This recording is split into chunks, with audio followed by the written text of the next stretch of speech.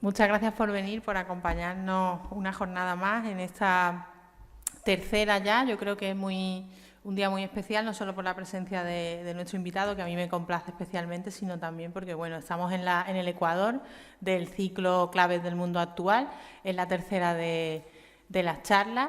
Hay algunos campeonas que han venido a las 3 charlas, que veo por aquí caras y me agrada mucho también eso. Y antes de empezar ya directamente con la conferencia de hoy, bueno, pues quería recordar eso, que en las conversaciones anteriores que hemos mantenido en este ciclo Claves del Mundo Actual, que la idea que tiene pues es hablar de algunas de las cuestiones que nos preocupan, inauguramos con una charla sobre el conflicto en Ucrania. Posteriormente, y creo que van un poco encadenadas, estuvimos hablando de desinformación, que es una cuestión también que va muchas veces aparejada a los conflictos bélicos, como en este caso. Estuvimos hablando de desinformación con Clara Jiménez Cruz, y en aquella charla, con la presencia también de nuestro invitado de hoy, pues al final acabamos hablando, lógicamente, de algoritmos, de inteligencia artificial, de cuestiones que tienen que ver con lo que nos trae hoy aquí, en esta tercera conferencia, en la que yo creo que todos estamos bastante convencidos de lo que dice el título, ¿no? De que nos conviene por la cuenta que nos trae que la informática sea nuestra amiga, o por lo menos conocernos un poquito mejor, ir conociéndonos.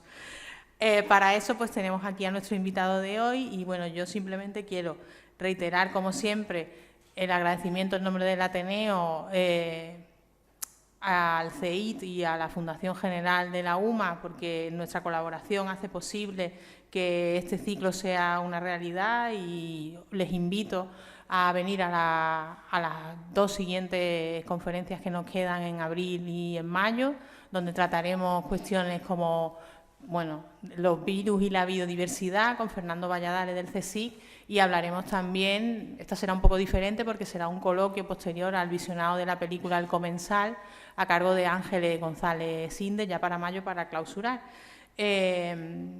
Y sobre todo, pues agradezco a las personas, como digo, y entidades que hacen posible este ciclo, y sobre todo a nuestro invitado, como digo, con quien yo ya tenía muchas ganas de estar en esa mesa, porque, bueno, me consta no solo que es un gran especialista y un excelente profesor, del que vamos a aprender muchísimo hoy, sino que destaca también por sus cualidades humanas también, ¿no? Por su calidad humana, y ustedes están a punto de comprobarlo, los que nos conozcan, a Manuel Enciso García Oliveros. Así que muchas gracias por venir, mil gracias a nuestro invitado Manuel Enciso, y os lo presento a continuación para que veáis que lo que yo decía de que es un enorme especialista en la materia no es mentira. Tengo aquí un currículum extensísimo que, bueno, trataré más o menos de resumir. Manuel Enciso García Oliveros es director de la Escuela Técnica Superior de Ingeniería Informática de la Universidad de Málaga, es doctor en Informática desde 1995 por la Universidad de Málaga y licenciado en Ciencias Matemáticas, especialidad Ciencia de la Computación, por la Universidad Complutense de Madrid en el 89. Es catedrático de Escuela Universitaria desde el año 2000 en el área de Lenguaje y Sistemas Informáticos en el Departamento de Lenguaje y Ciencia de la Computación de la UMA, donde ingresó como becario de investigación FPI en 1990, algo que hay que reivindicar mucho en esos comienzos. Ha impartido asignaturas principalmente relacionadas con el área de datos e información, sistemas de base de datos, su programación y diseño, el análisis de datos y la visualización de datos en la área de informática, marketing y turismo. Ha participado en 6 proyectos de innovación educativa con financiación de la UMA, 2 de ellos como investigador principal, y un proyecto de la convocatoria CIDUA de innovación docente subvencionado por la Junta de Andalucía, también como investigador principal. Su trayectoria investigadora la ha desarrollado relacionando la ingeniería del software y la inteligencia artificial. Dispone de 3 sexenios de investigación, que, para quien no lo sepa, es una cosa muy difícil de conseguir y muy importante, aunque es una palabra que se dice pronto, pues él tiene 3, y 1 de transferencia reconocidos por la CENAI. Ha participado en 10 proyectos de investigación subvencionados en convocatorias competitivas nacionales, 2 de ellos como investigador principal, en 10 convenios de transferencia de tecnología en convocatorias competitivas y en otros 15 convenios con vinculación a instituciones y empresas. Dispone, pues, de una trayectoria investigadora avalada por más de 70 publicaciones, la inmensa mayoría de ellas en el ámbito internacional, y asimismo es revisor en revistas, congresos internacionales y agencias nacionales. Actualmente mantiene una estrecha colaboración con investigadores de varias universidades internacionales, lo cual ha quedado reflejado en sus publicaciones. Ha codirigido 4 tesis doctorales en la UMA conducentes al título de doctor en informática y está dirigiendo otras en la misma universidad, y en el ámbito de la gestión ha participado en diversos órganos de gobierno y comisiones, principalmente en la Escuela de Informática, y ha sido director del Departamento de Lenguaje y Ciencia de la Computación desde 2020 y desde 2020, como decía, es director de su escuela, en la que, ya digo, lleva tantísimos años trabajando y mejorando la investigación, el conocimiento y la docencia sobre este área, que también necesita otra pata más del ámbito académico, que es el de la divulgación, y por eso queríamos tenerle aquí hoy, y creo que le necesitamos hoy para conocer mejor este ámbito, que es algo diario en nuestras vidas, cotidiano en nuestro día a día, y que necesitamos, por la cuenta que nos trae, como dice en su título, conocer mejor. Así que muchísimas gracias, ya les dejo con Manuel Enciso. Cuando hablamos del tema de inicial de la charla, y ya hace un año, empezamos con la posibilidad de empezar a hablar de los datos, que es una de las cosas que, como muchos de los que me conocéis, pues me gustan mucho. Y resulta que abrí una nota del móvil para empezar a ir acumulando cosas, de cosas que vas viendo por redes sociales, en artículos que leen, ideas que se te ocurren, y yo voy siempre apuntando en notas.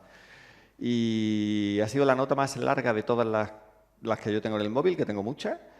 Tengo aquí a 2 personas del equipo mío de la dirección de informática, y saben que esas notas dan luego mucho juego cuando queremos poner alguna acción en común. Bueno, pues cualquiera de esas notas se han empequeñecido con esto. Y no es mérito mío, es que esto va a una velocidad impresionante. Incluso para los que creemos que sabemos de esto. Para más INRI, hace 7 días, 8, salió ChatGPT 4. Y ayer, ahora lo veréis, OpenAI lanzó un paper diciendo cómo va a cambiar el trabajo en el mundo con ChatGPT. Ayer, ¿vale? La mayoría de las notas que luego he ido cambiando son de hace 2 semanas, ¿vale? Por la vorágine de cosas que van pasando. De hecho, estaba preparando las transparencias ayer, ¿vale? Porque no me atrevía a cerrarlas.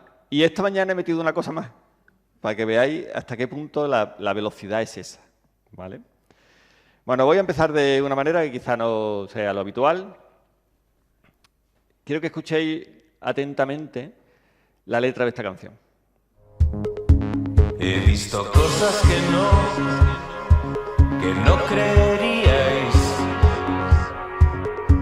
Un tiempo en el que solo avanzaba la tecnología. No lo entiendo. ¿Qué culpa tenemos? No hemos hecho nada, pero parece que es un tiempo donde si solo avanzaba la tecnología, todo va mal. ¿Vale? Pero no solo eso, uno de los programas de radio, la mejor emisora de radio que hay ahora mismo en España para mí, es Radio 3. Y tiene esta cuña. Noticias del día. Y date el gustazo de descubrir música sin algoritmos. Que bebía de las influencias de Justice. El grupo que dejó atrás el ruidismo. Hay algo de melodía. Cañonazo total, un tipo. Radio 3, la emisora donde escuchaste por primera vez esto.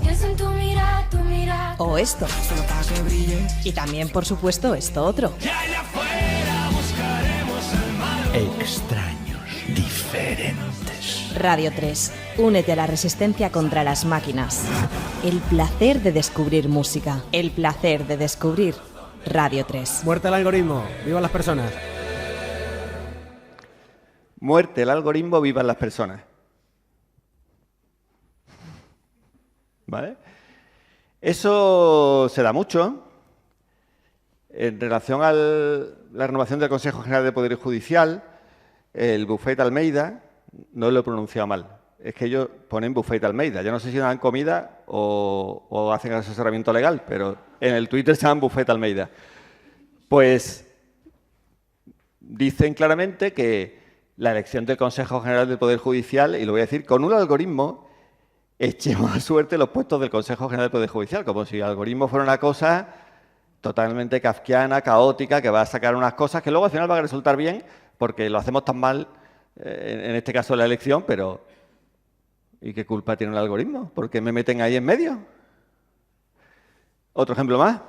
Guillermo Fesser, al que yo admiro mucho porque cuenta muchas cosas de la vida en América desde un punto de vista de un guiri, en este caso un español, y muy implicado por la sociedad de allí.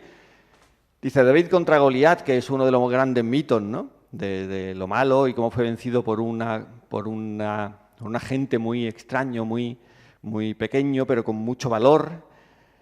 Y dice, ha comenzado la vista. Bueno, ha comenzado la vista porque a esta pobre mujer se le murió, bueno, le asesinaron a su hija en la sala Bataclan y pugnaba contra las redes sociales, en particular sobre Facebook, porque los recomendadores de vídeos, si empezabas a radicalizarte, te seguía recomendando vídeos de radicalización. Entonces ella decía que había impulsado esa radicalización de los asesinos de su hija. Pero lo que dice ahí, si veis, dice, en el caso de Noemí González contra Google, que viene a ser ciudadanos contra algoritmos. Y de nuevo somos los malos, ¿no? Esto lo recibí hace 2 días de un amigo en uno de los grupos de WhatsApp donde yo estoy. Y fijaros que lo que dice arriba, no sé si se ve muy bien, yo estaba hace 3 semanas ahí y me di cuenta que esto hay que ponerlo muy grande porque si no, no se ve muy bien. Arriba es un científico, ¿no? Y bueno, ha descubierto algo y dice, listo, ya funciona. Tampoco sabía que funcionara hasta que dice de pronto, listo, ya funciona, ¿no? Y el tutor, el mentor, el IP, dice, excelente trabajo. Ahora necesitamos saber cómo y por qué. Parece una cosa muy razonable, ¿no? Ahora los programadores. Y dice, listo, ya funciona. Y dice, es un milagro. Que no es, que bien, esto es un milagro. Y dice, ni lo toques. Porque si se toca algo, entonces ya se estropea. ¿Vale? O sea que ni nosotros sabemos cómo están funcionando las cosas y es un milagro y además mejor no tocarlo. ¿Vale? Eso a pesar de que en España, cada vez más, también en América Latina, pero sabéis que los términos a veces varían mucho, el lenguaje sí está adoptando a la informática. Cuando hay cosas que ya no son, en fin, una razón para matar a alguien o cometer un crimen, cuando ya hay algo que no significa volver al principio, cuando hay algo que no significa un roedor que es muy chiquitito, cuando hay algo que no significa algo que escribió Hammurabi en su momento, cuando hay algo que no es lo que te dan en la ópera cuando tú entras para poderla seguir, cuando hay algo que no es un arte de pesca, ni es la cantidad de pesca que haces, sino es todo lo contrario o es una serie de cosas que entendemos de otra manera. ¿Vale? Es decir, que me da la sensación de que la informática sí está impactando, pero no tengo muy claro si no nos estamos dando cuenta de que ese impacto tiene que verse de otra manera, ¿no? Y la sociedad lo está asimilando muy bien. Esto son unas pequeñas anécdotas que he recopilado muy curiosas de cómo ha ido variando. Un CEO de una empresa me contaba hace poco tiempo, hace unos meses, que fue a dar entre sus empleados de banca la primera formación con ordenadores. Los sentó a los empleados de banca, en realidad sentó a los jefes de la banca a enseñarles lo que era un ordenador y cómo se trabajaba con ellos en la parte financiera. Y les dijo, tenéis que salir, y para salir se pone Q, 2 puntos. Y el Q, lo primero se quedó, nadie hacía nada y todo el mundo creyó que es que no estaba siguiendo la explicación y es que de pronto le preguntaron, ¿dónde está la Q? Es decir, hace pues mucho tiempo, hace 30 años, la gente no entendía el periférico de un teclado. No lo entendía, no sabía moverse en el periférico de un teclado. ¿Vale? Un amigo mío me pregunta, me dice un día que alguien en el instituto le ha preguntado que si su internet tiene Google. Le costó trabajo entender que lo que pasaba es que la página de inicio del navegador no era la de Google. Y si no existía eso, no tenía Google detrás, ¿no? Entonces, no entendía cómo tú abrías un navegador y no tenía Google aquello. ¿Vale? Bueno, ese tipo de cosas se inicia también hace menos tiempo, cuando empieza la explosión de Internet y un compañero mío, amigo y compañero de la universidad, le dice a un tío suyo pues los grandes peligros que también tiene Internet, ¿no? Que ya los conocemos, son de sobra conocidos. Y él le dijo muy sinceramente, bueno, eso lo prohibirán, ¿no? O sea, si esto es tan malo, malísimo, esto lo prohibirán. No se puede prohibir Internet. Claro, eso nadie se lo ha planteado ya. Es decir, hemos ido creciendo socialmente en un conocimiento de la informática bastante bien. Ya todos sabemos reiniciar el router. Cuando nos dicen, ¿has reiniciado el router? Y dice, sí, yo ya eso sé hacerlo y ya hasta ahí he llegado, ¿no? Entonces, tenemos una cultura informática pues mucho más madura desde la Q hasta ahora, pero ¿y ahora qué? ¿Vale? Y en el punto en el que estamos, ¿qué? ¿Cuál es la última vez que hicisteis esto? ¿Cuándo fue la última vez que...? ¿Eso para qué es?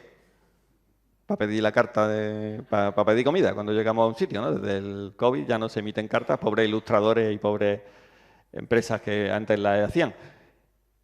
Vosotros sabéis que un código QR puesto en una mesa os puede llevar a una web que es maliciosa, ¿no? Pero lo hacemos. Todavía nos queda mucho por hacer. Porque algo tan sencillo como eso, muchísimo cuidado con coger el código QR y hacer ¡pac! O sea que todavía queda, ¿vale? La informática siempre va por delante y tenemos que ir educándonos también en eso. ¿Esto qué es?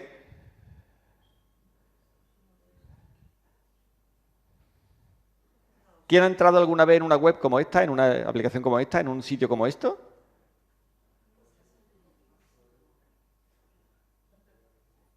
Esto es lo que sale si le decimos que no aceptamos las cookies y que quiero personalizarlas.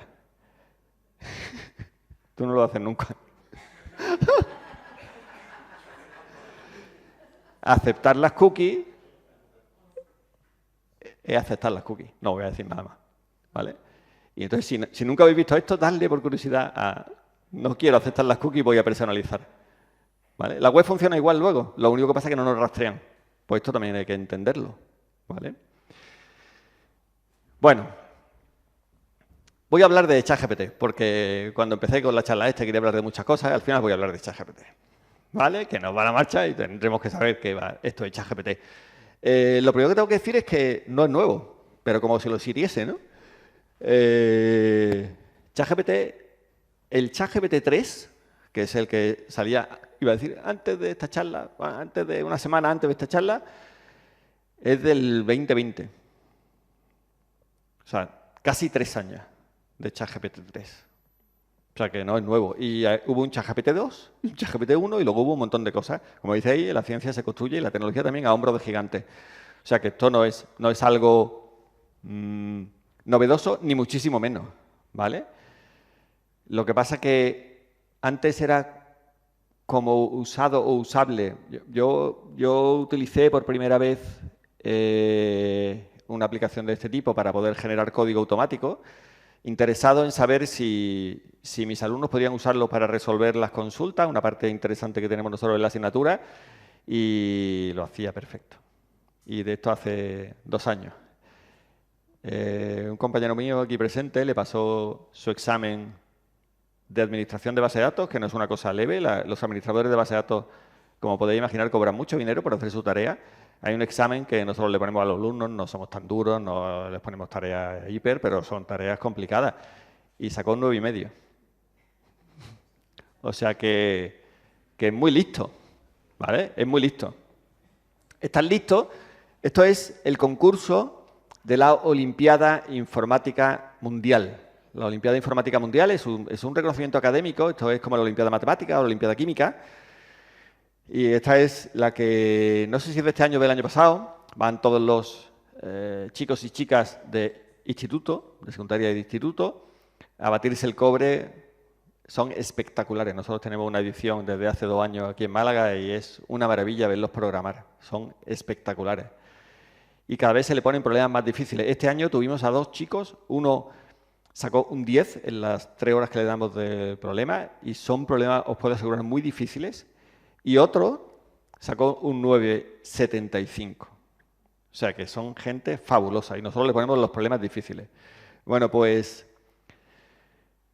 hay una aplicación, y esto es del año 22, esto es del año pasado, que le dabas el texto del problema y generaba el código. O sea, él era capaz de ser el primero porque además lo hacía mucho más rápido que cualquiera.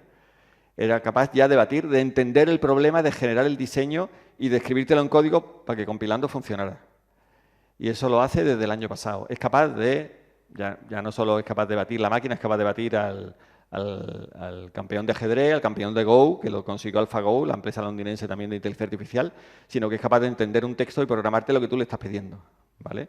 Esto era una de esas noticias que luego ha caducado, porque imaginaros hasta dónde ha llegado, ¿no? Pero lo quería contar porque en ese artículo de investigación que ellos cuentan, al final ponen una serie de notas que son muy curiosas. Y hay 3 notas especialmente interesantes, ¿no? Esta nota, que luego la habéis visto por ahí, es ¿qué pasa con la propiedad intelectual?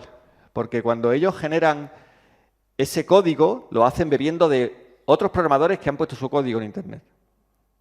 ¿Y qué pasa con la propiedad intelectual? ¿Qué pasa con la propiedad intelectual cuando yo genero unas imágenes que beben de otras imágenes que están en Internet?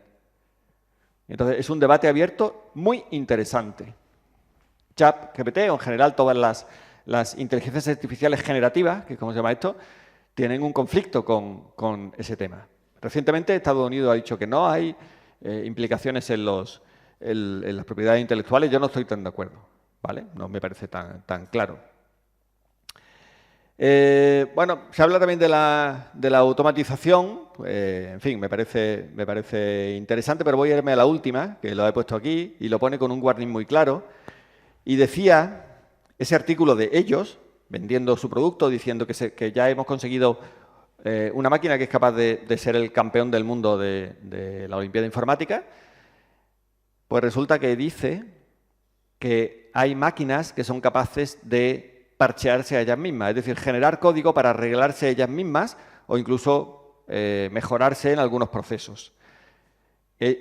Lo repito, una máquina, un ordenador, es capaz de generar un código que ella compila y se lo instala para funcionar mejor. ¿Vale? Esa peli ya la hemos visto todos, ¿no? Pensar en la peli es una de estas. Perdón. Es una de estas, ¿no? Eso es Matrix, eso es Terminator. Esa Wall-E, donde los humanos ya no hacían nada porque todo nos lo daban. O esa es Los Sustitutos, que también es una cuestión muy interesante porque lo mezcla con el metaverso, donde los hombres y las mujeres estaban en casa y todo se producía en una realidad donde solo mandaban los robots, ¿no? Que son los sustitutos. Y entonces eso da miedito, ¿no? Cuando uno lee esa nota, ese RISC, y de hecho es que dice ahí que hay un proyecto secreto de Google llamado pues Pitchfork, que usa el Machine Learning para escribir código para actualizarse a sí mismo. Y es curioso porque habla de Copilot, Ghost Twitter, AlphaCode y ahora Pitchfork. No están hablando de una herramienta que es controlable, están hablando de un montón de herramientas que salen como setas, ¿vale? Aparentemente salen como setas. Entonces esto no se puede prohibir como Internet. Esto está aquí y lo único que hay que entenderlo. Yo creo que sí es verdad, ¿no? Vale. Esto nos lleva a lo siguiente. ¿Qué hace ChatGPT ahora mismo? ¿Veis esto? Es una imagen no muy clara, por cierto, no muy nítida, de una escena de Breaking Bad, donde además está comentada con colores. Sabéis que estos cuadraditos y estas cosas lo que hacen las inteligencias artificiales que reconocen imágenes o van buscando patrones. Entonces lo que le está indicando es que está señalando cierta parte del texto y lo está interpretando con eso que parece aquí. Esto es una imagen en JPG. O sea, esto se ve plano cuando se lo pasa al ordenador. No es un texto que está escrito y por tanto lo puedes leer. Lo puedes leer porque nosotros lo leemos. Pero una máquina tiene que leerlo utilizando algún tipo de reconocimiento de imágenes. Esta persona le ha pedido que describa lo que hay en esa imagen y que además le haga un símil dentro del entorno de la inteligencia artificial. Y bueno, hace todo esto, que ahora os voy a poner, describe todo esto, va describiendo el texto que hay en cada uno de esos colores, qué texto y por qué está poniendo ese texto, hablando de cosas como Walter White representa las amenazas hacia la ética de la inteligencia artificial y su acompañante tiene los brazos cruzados porque dice, es alucinante. Describe todo y representa una metáfora espectacular de esa imagen en inteligencia artificial. Yo pienso que solo intentar describir eso y leer todo eso nos lleva un rato. Esto, ¿cuánto creéis que se tarda en hacer esa tarea? ¿Minutos? Se tarda 20 segundos. 20 segundos. Yo creo que 20 segundos ni escribimos lo que está hecho. Ni el texto ese que se escribe en 20 segundos. Y yo creo que se tarda 20 segundos porque le han puesto un límite de delay en 20 segundos. Eso se puede hacer en menos. ¿Vale? En 20 segundos se hace todo eso. Cosas tan raras como esa. Esto es otra herramienta basada en GPT-3. De hecho, este es el Midjourney 5 que está basado en GPT-4. Es la última versión de generación de imágenes, ¿no? Y hace cosas como esto. Esto no es un ilustrador que ha hecho cosas. Esto le ha dicho a la máquina, haz esto, y le describe la máquina un prompt que se llama, le dice, quiero que salga Darth Vader tomándose una Coca-Cola con una imagen detrás de tal, y hace poco. 20 segundos. ¿Vale? Esto es un cuadro de Sorolla hecho por...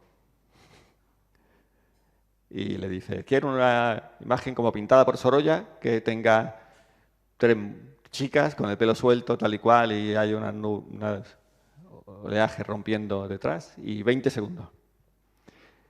Hace esto, que es como muy cautivadora, de los años 50. Grupo de mujeres bajándose de un barco, vestidas muy glamurosas, todas con gafas, y 20 segundos.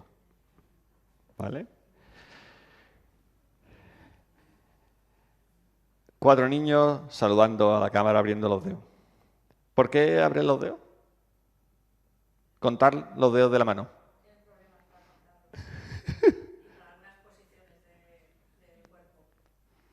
El cuerpo humano no es lo mejor para este tipo de inteligencias artificiales. Esto se lo vi en tuitero que dice, hombre, en media va bien, porque aquí le ha puesto 4, allí le ha puesto 6, pues salen todas 5. No está mal, la verdad que la cuenta le sale.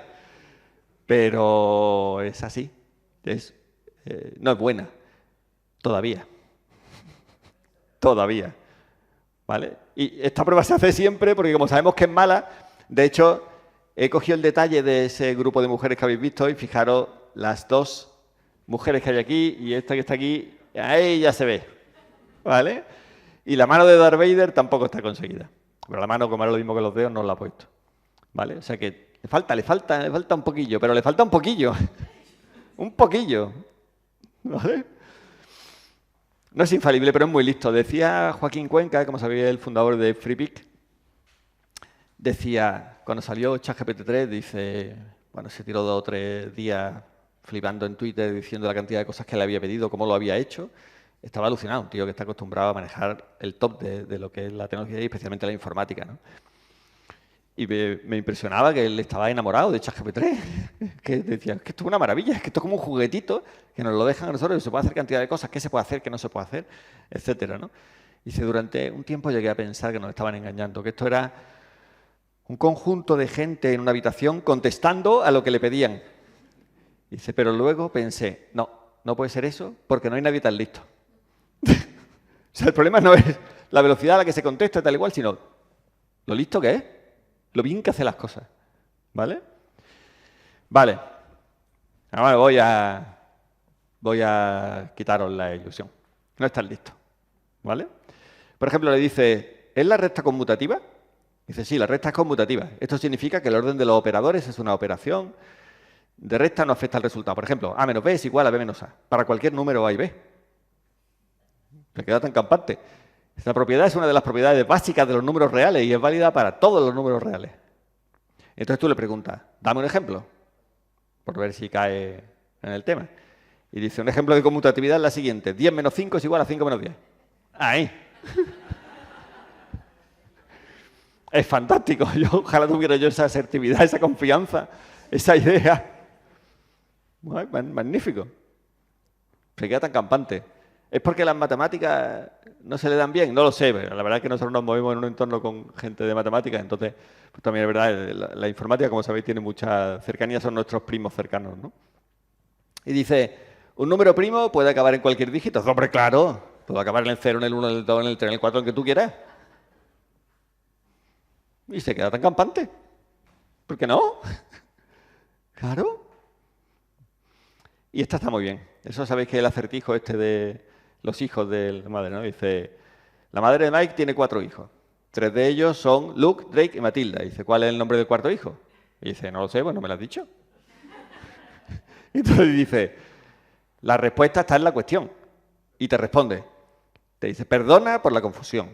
No es posible determinar el nombre del cuarto hijo basado en la información que tú me has dado. La cuestión establece que la madre de Mike tiene 4 hijos y de 3 de ellos me has dado el nombre, que es Luis, Drake y Matilda, pero no me has dado el nombre del cuarto. ¿Por qué voy a razonar yo? Si, pues, me tienes que dar el nombre del cuarto. Entonces, es verdad que hay le falta un hervor. Hace cosas muy buenas y muy fantásticas, pero hay otras cosas que no las hace muy bien, ¿vale? Podríamos aplicar aquí quizás eso de no es más tonto porque no entrena. No, pero la cosa es que entrena. La cosa es que entrena. Claro. ¿Habéis visto que aquí aparece esto? Una de las cosas que nos pide ChatGPT es que digamos si vale, voy por buen camino o no. Bueno, primero está entrenado. O sea, el entrenamiento que tiene es brutal. Pero es que luego nosotros le vamos sobreentrenando, lo vamos afinando. Entonces, ¿por qué lo han dejado libre? Porque lo estamos entrenando nosotros. Quien lo está haciendo listo somos nosotros. Le estamos diciendo que la recta no es conmutativa, que el nombre de ese es Mike. Y ya lo aprende para la próxima vez. Aprende muy rápido. Eso sí, aprende rapidísimo. No sabe todo, pero de pronto aprende. ¿Quién lo estamos enseñando? Todos nosotros, todos los que hemos usado ChatGPT. Le hemos estado enseñando. Lo de los dedos, cuando le decimos la imagen, ¿qué te parece? Le dice, vigila los dedos, chiquillo. Ah, es verdad. La próxima vez tendré más cuidado. ¿Vale? Eso es así, ¿vale?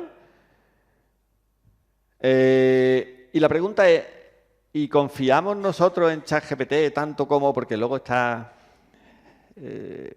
me llama la atención, voy a citar a una persona que no está aquí presente, pero a la que queremos mucho en mi familia, que es mi hija María.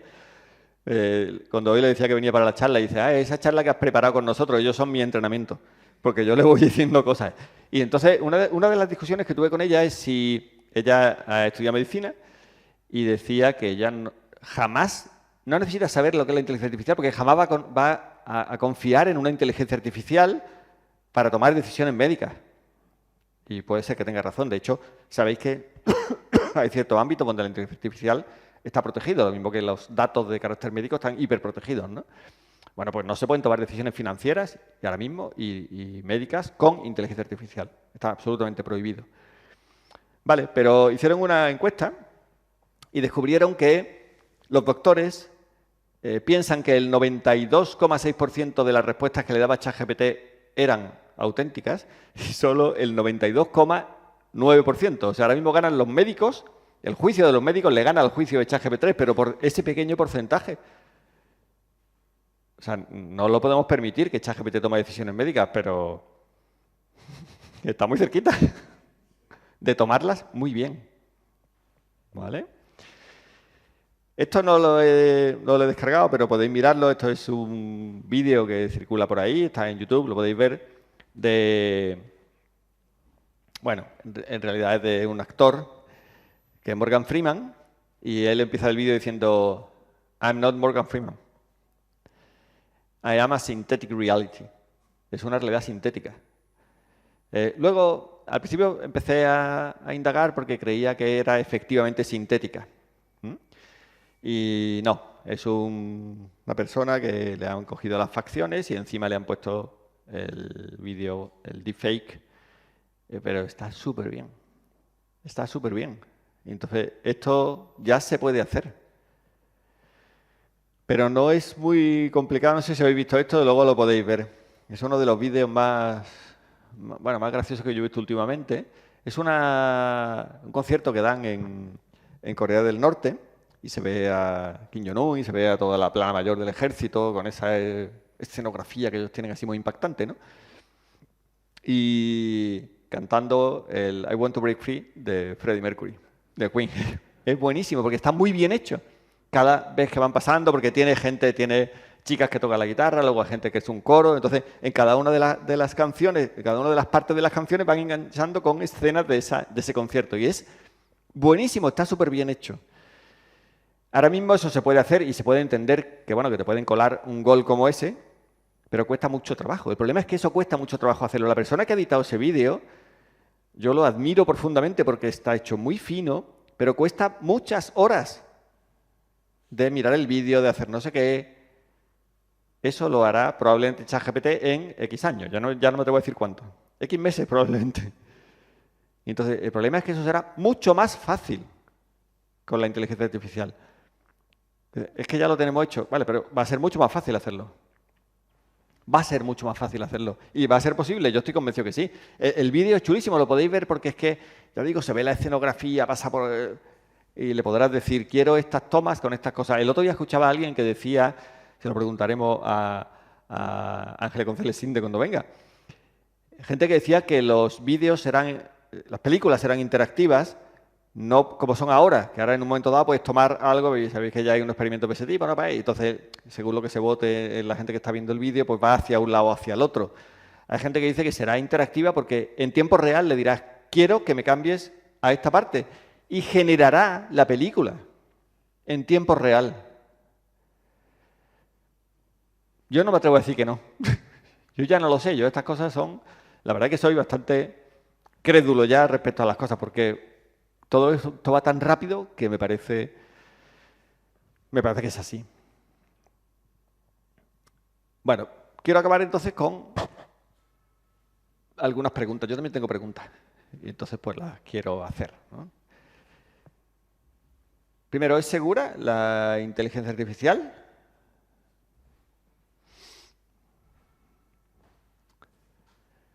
No son seguros ni los móviles. Si tenéis un Samsung, mucho cuidadito. Porque ha salido una advertencia de Google, esta es de antes de ayer, ¿eh?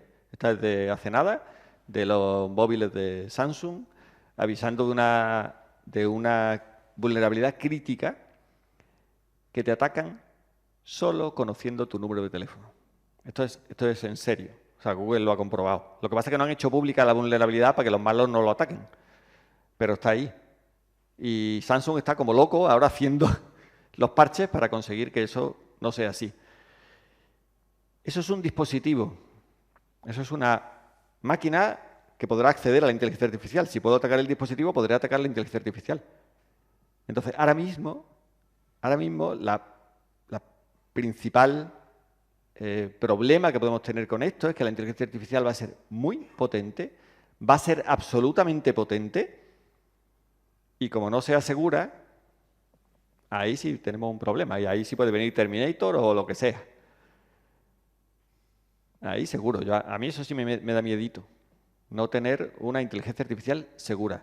¿Es fácil tenerlo? No, es muy complicado. Es absolutamente complicado. Es tan complicado que tenemos un avance en la Universidad de Málaga. Hemos propuesto un título de inteligencia artificial y de ciberseguridad porque es la única manera de que la ciberseguridad funcione bien y de que la inteligencia artificial funcione bien. Mezclar las dos cosas va a ser complicadísimo. Vamos a tener que dar a ese título unas características muy especiales, pero por ahí va el camino. Si no, tendremos muchos problemas porque los malos son muy listos. Son muy listos. Y, como decía antes, son la tercera industria del mundo. Entonces, ¿vale? Segunda pregunta. ¿Todos necesitamos la ciberseguridad? Bueno, pues yo creo que sí, ¿no? Creo que sí porque esta mañana escuchaba en un congreso que tenemos aquí de ciberseguridad en Málaga, que dura hoy y mañana, y venía la gente de INCIBE. INCIBE es el organismo estatal que se preocupa de la seguridad como estrategia nacional. O sea, no estamos hablando de un organismo, de una institución, de una universidad, de una empresa. No, estamos hablando de INCIBE como país. Para que hagáis una idea, dentro de INCIBE tiene mucha conexión con el Centro Criptológico Nacional, que suena como muy chulo, pero es el ejército. Eso es el ejército. El que manda en el Centro Criptológico Nacional es gente del ejército. Porque es seguridad nacional. Estamos hablando de cosas, habéis visto lo del hospital de Barcelona hace 2 semanas, puede pasar en la red eléctrica, en fin, son amenazas reales, ¿vale? Que han pasado y que están pasando. Bueno, pues INCIBE decía muy claramente que hay muchísimos retos y los retos son utilizar las tecnologías que tenemos, mejorar los dispositivos, ponía una serie de cosas que eran para nosotros, para la gente que estamos en el mundillo de la informática, etcétera, etcétera. Y la última era cultura para la ciudadanía. Da igual lo que hagamos si alguien sigue pinchando en un correo que llega con una SMS. Da igual lo que se haga, porque por ahí se utiliza. Da igual lo que hagas si vas a un hotel y te conectas a una wifi que no tiene password y que no tiene credenciales. Da igual lo que hagas, da igual lo que tú pongas. Entonces hace falta una cultura para la ciudadanía.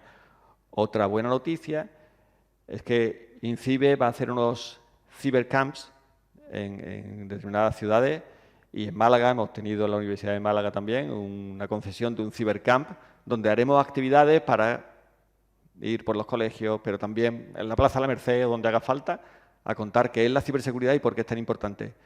¿Todos tenemos que tener cultura de la ciberseguridad? Sí. Sí, sí. Y nos va a costar mucho trabajo porque no nos gusta, porque nos gusta decir que sí a las cookies y tirar para adelante. Nos gusta mirar el código QR. La vida es más cómoda así, pero no funciona así. Otra pregunta que me hago, ¿es sostenible la IA? Me gusta mucho esto porque cuando vemos la inteligencia artificial nos imaginamos siempre los anuncios de la hierba así creciendo y la mano que pasa por encima, ¿no? Bueno, pues ya hay estudios sobre la huella de carbono de la inteligencia artificial. Esta es de Stanford, esto es un white paper que ha hecho Stanford. Lo primero que hizo Stanford fue dar una medición de la huella de carbono. Dijo, voy a proponer un sistema para medir la huella de carbono que genera la inteligencia artificial. Es un sistema muy claro y muy efectivo y muy científico, porque necesitamos saber si esta inteligencia artificial, qué coste energético tiene. Quizás hace 6 meses, o hace un año, perdón, porque la guerra en Ucrania ya dura más. Hubiéramos hablado de esto del coste energético, no hubiéramos dicho, eso da igual, poniendo más paneles solares o más eso, pero ahora la energía nos tiene, todos sabemos lo que es el coste energético, ¿vale? Y que es muy limitadito. Pues eso es lo que pasa aquí. Y Stanford ha dicho, hay que medirlo y se mide de esta manera, ¿no? Y me hace gracia porque en la IECubo han sacado un artículo donde ya dan esa medición. Dicen, bueno, pues utilizando la métrica de Stanford yo voy a decir cómo se hace o qué huella de carbono tiene esto. Para entrenar el 13% de ChatGPT, solo el 13%, ¿vale? Que no podemos, eso no es el 13% del coste de energía, porque podría ser que costara más, porque luego sabéis que los algoritmos de pronto crecen mucho en complejidad y necesitan mucho más recursos. Pero bueno, el inicio del 13%, porque no quisieron tirar más, le costó lo mismo que un hogar inglés durante un año. El consumo de un hogar inglés durante un año, solo en el 13%. Y eso solo para entrenar el modelo. Hay quien hablaba de que a OpenAI le ha costado esa extensión que han hecho de ChatGPT a todo el mundo, con esos 20 segundos que decía, que yo creo que lo hacen para que no se sature, pero también para que no tenga coste energético, o un coste energético tan desorbitado, pues hablaban, yo lo leí por ahí, que costaba $2 millones al día. Y parte de eso es el coste energético. Entonces, esto no es trivial. Esto no es enchufar una máquina como nosotros tenemos aquí y pam, pam, y unos altavoces. Esto va mucho más allá. Y también se tienen que poner un poco los medios para que esa inteligencia artificial, esos algoritmos cuesten menos. Se está trabajando mucho en eso, ¿vale?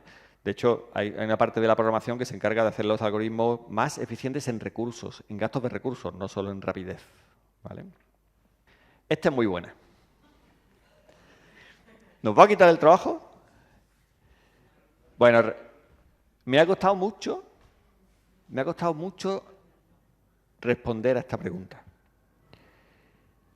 Y entonces lo voy a hacer con matices.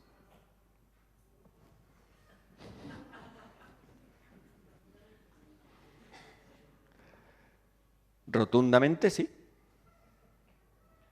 Luego hay quien dice, pero habrá otros. Bueno, eso también es verdad, ¿no?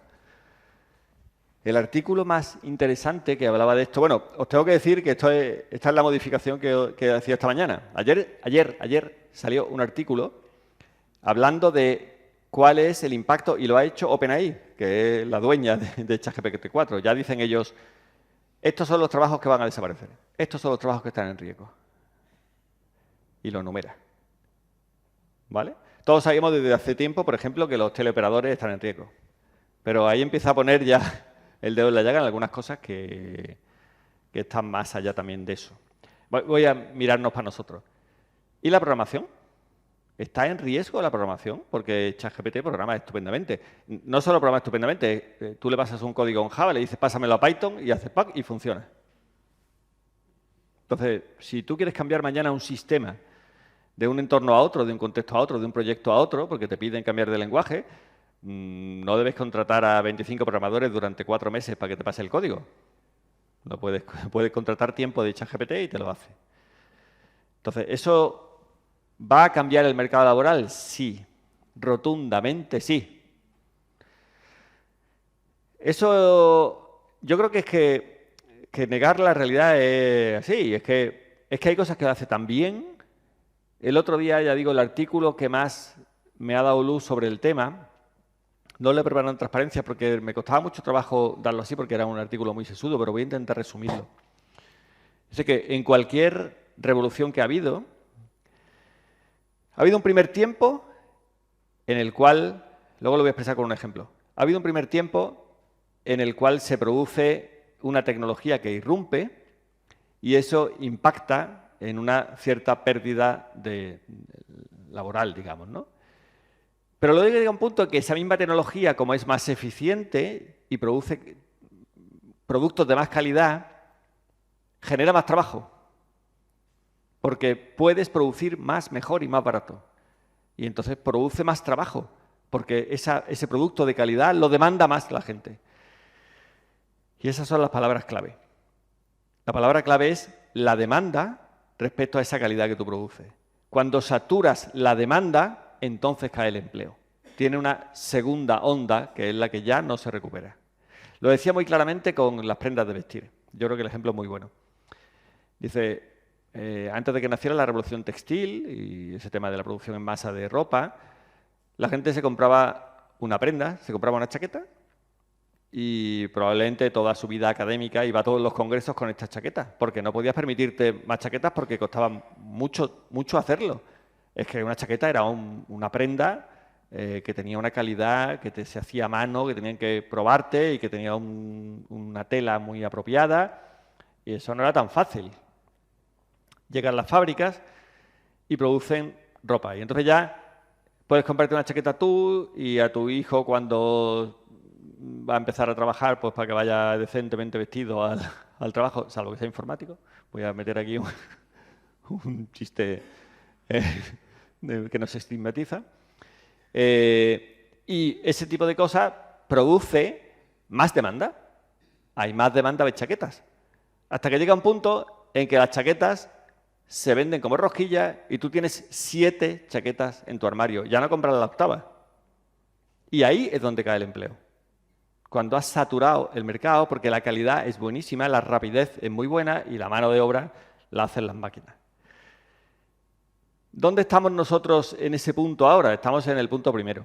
Estamos en el punto en el que teníamos una chaqueta y podemos empezar a pensar en comprarnos chaquetas para todo. Y es delicado. Es delicado porque ¿cómo acabará esto? No tenemos ni idea.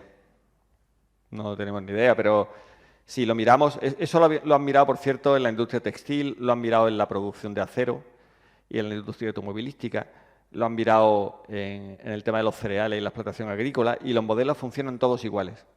La tecnología no tiene por qué ser separado. La informática no tiene por qué comportarse de otra manera, se va a comportar igual.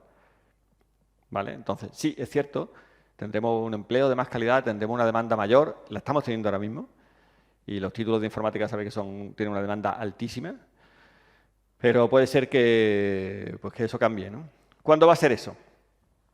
Eso está muy bien, porque claro, ¿me va a pillar jubilado? Eso es bueno saberlo, ¿no? O incluso me va a pillar vivo, lo voy a decir así claramente, o no. No lo sé, la generación más joven de aquí sabe que le va a pillar. Nosotros no lo sabemos, ¿no? Está chulísimo porque ese mismo artículo establecía que hay una serie de sistemas que predicen cosas que van a pasar. No son apuestas de cosas, sino son cosas basadas en parámetros económicos, etcétera, etcétera. Y decía que ellos estiman que eso puede pasar. Bueno, lo que puede pasar es, o sea, dice, ¿cuándo va a ser eso? Se refiere a la generación, a la creación de una inteligencia artificial general. La inteligencia artificial general, me gustaría que este concepto nos lo lleváramos luego en la puerta cuando salgamos de aquí, porque es apasionante, es conseguir una inteligencia artificial que funcione como un humano. Es decir, que razone como un humano, no como antes en el problema de Mike, de la madre de Mike, que tome decisiones como un humano y que se comporte como un humano, por lo menos en la parte racional y de toma de decisiones, y etcétera, ¿no? Eso es una inteligencia artificial general. Y eso antes primero se veía como un mito, luego se empezó a ver que eso era posible y ya le han puesto plazo. ¿Vale? El día del crecimiento de la inteligencia artificial general lo establecen en 40 años. Los expertos de inteligencia artificial, los que están en inteligencia artificial ahora, dicen que en no más de 40 años tendremos una inteligencia artificial general que podrá hacer todo eso. Para que luego se comporte eso por las calles como en los sustitutos, pues nos queda la robótica y un montón de cosas, ¿no? Pero como inteligencia artificial hablan de unos 40 años. Y no está mal haberle puesto fechas, ya lo sabemos. Está bien saberlo, ¿no? Como digo, entre 7 y 18 es lo que dicen los expertos en general a nivel económico, pero 40 años es lo que dicen los expertos en inteligencia artificial. Y ahí lo más curioso es, como dicen, en 2018 los expertos creían que la IAG llegaría de media en el 2068. O sea, cómo ha ido variando la predicción, ¿no? 4 años más tarde se comprimió la predicción al 61, al 2061. Si miras qué porcentaje piensa que se alcanzará la IAG antes de 100 años, en el 2018 solo lo pensaba el 75. Dice, ya en el 2019 ya era el 81 y ahora es el 90. Ahora el 90% de los expertos sabe que eso se va a conseguir en 100 años seguro, prácticamente, el 90%. 90% que nos toca la lotería es mucho porcentaje, ¿eh? O sea que eso está ahí. No creo que tengamos que meter miedo, pero sí es cierto que tenemos que conocer la realidad. A mí me parece interesante que lo que hay que conocer todo esto. Y a mí eso, ya digo, no me preocupa. Evidentemente va a haber muchos cambios, muchísimos. Pero creo que la sociedad ha tenido muchos cambios también y la humanidad lo ha tenido y hemos ido adaptándonos a esos cambios. Si algo nos caracterizamos por lo bien que nos adaptamos. Vale, gracias a Dios el ser humano, la biología lo dirá, ¿no? Pero yo creo que de las especies que está ahí donde está, porque la adaptación es espectacular, ¿no? ¿Qué necesita para crecer, para llegar ahí la inteligencia artificial? Necesita 4 cositas. Necesita 4 cosas. Necesita datos. Esta es una de las cosas que me parecen más interesantes. Ayer hablaba con otra persona de una empresa que han producido un algoritmo para predecir los picos de las cosechas de aguacate, que sabéis que es una de las cosas que más nos importan a nosotros aquí, porque es uno de los grandes... Málaga es uno de los grandes exportadores, las Arquías son unos grandes exportadores, y han conseguido un modelo para poder predecir los picos de producción de aguacate. Y predice con un 91%, o sea que es muy, muy fiable. Y decía esta persona que ese algoritmo, esa predicción, se hace con unos datos muy malos, porque realmente las fincas de aguacate, todos los que solemos visitar la Arquías por diferentes motivos, pues vemos las fincas de aguacate, son fincas pequeñitas, parcelas, las está viendo cada vez más grandes, pero en general son cooperativas como Trops, que son cooperativas muy grandes, pero de pequeños agricultores que no tienen esa cultura del dato. Entonces, no tienen buenos datos y a pesar de eso están afinando los algoritmos para conseguir esa predicción, ¿vale? Un día leí un artículo que decía que la detección de los cánceres de mama, por ejemplo, en la mujer, que sabéis que funciona bastante bien en las predicciones, tiene... Bueno, al principio se miraban los índices de predicción que tenía, predecía al 95, al 98, al 99, fue subiendo. Ahora lo que se mira, y es apasionante, es que predice tanto tiempo antes que un médico. Es decir, el problema no es solo yo te voy a predecir este cáncer con esta fiabilidad, sino te lo voy a predecir antes, 2 años antes que un médico. Y todos sabemos en los índices de supervivencia lo que significa que un cáncer venga 2 años antes. Es brutal. Entonces, para eso sirve. Y eso se está haciendo con un conjunto de imágenes muy limitadito.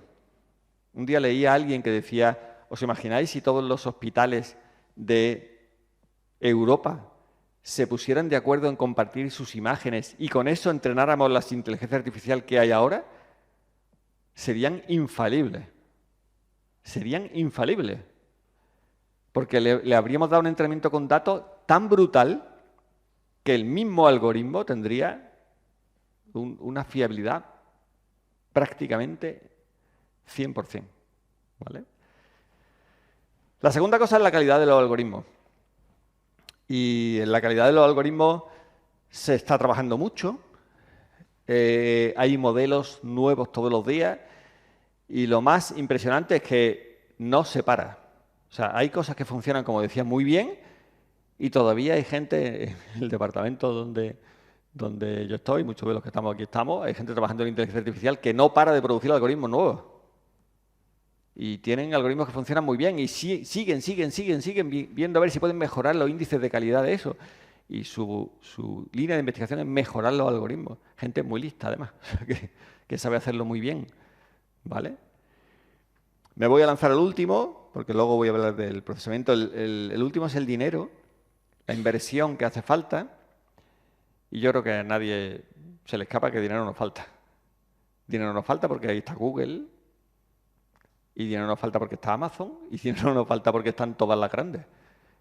Y OpenAI, uno de los socios de OpenAI es Elon Musk, que luego ha sido el reciente comprador de Twitter, que está detrás de Tesla. El dinero nos falta.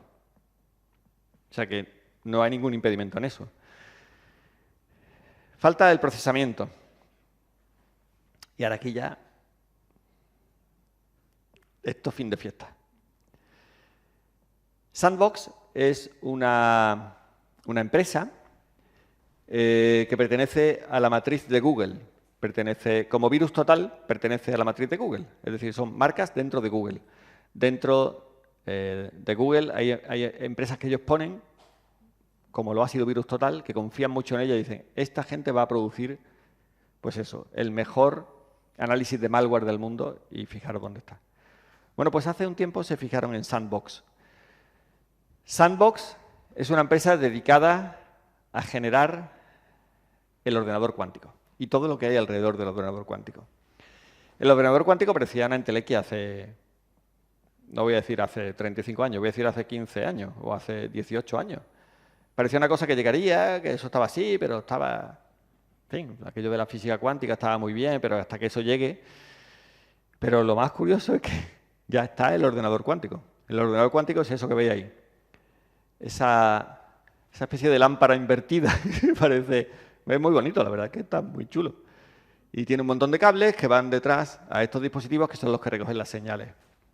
Eso, de hecho, es el ordenador cuántico de Google, el que está trabajando con Sandbox. El ordenador cuántico es una cosa... Yo soy incapaz de concebir, he leído y he visto charlas, etcétera, etcétera, y cada vez me cuesta más trabajo ver hasta dónde va a llegar esto porque es que es brutal, ¿no? Esto tiene una velocidad espectacular, como va el proyecto. Ahora mismo hay 3 grandes tractores del proyecto. Uno es Google, con Sandbox, otro es IBM y el tercero es China, como país. ¿Vale? Curiosamente ellos van detrás porque se han equivocado en algunas decisiones científicas y entonces... Los otros dos le están... Y Google mejor que IBM, ¿vale? IBM tiene mucho posicionamiento muy bueno, pero porque ellos quieren volver a tener la supremacía en los servidores grandes y lo va a ser la computación cuántica. Y bueno, la verdad es que el ordenador cuántico, ya digo, va muy bien. No sé si sabéis cómo funciona. El ordenador cuántico funciona pasando un haz de luz y tomando las medidas de cómo pasa esa luz por eso. Son fotones lo que se miran, porque en realidad son partículas subatómicas. No estamos hablando de algo normal. Es tan brutal que solo funciona en temperaturas muy cercanas al cero absoluto. O sea, para que eso vaya rápido, porque el ordenador cuántico no llega a estar encendido un segundo. O sea, es algo que es absolutamente inestable, se enciende y hace ¡poc! Y se apaga. Pero en ese tiempo calcula lo que no eres capaz de calcular con esto, en solo ese tiempo, con un modelo de cálculo y de modelado diferentísimo, es absolutamente brutal, te rompe la cabeza. Nosotros hicimos un curso sobre computación cuántica a los estudiantes de nuestra escuela y yo reconozco que un profesor mío decía, es impresionante, una cosa que a nosotros nos cuesta mucho trabajo porque nosotros estamos imbuidos por y ahora hablo de la parte académica, ¿no? De la parte de la gente que nos dedicamos a la informática, por lo binario, por el 1-0 y por lo que significa el chip producido en silicio y el modo de procesar y de escribir el código que tiene eso. Llevamos tanto tiempo haciendo eso que nos cuesta mucho trabajo cambiarnos. Les dimos el curso y los alumnos se lo bebían, un paradigma completamente nuevo, y decían, vale, sí, venga, no te entretengas más, sigue contando, si eso ya me lo sé, ya me lo has contado. Porque a nosotros nos cuesta trabajo entenderlo y esta gente viene con es maravilloso, ¿vale? La verdad es que está muy bien.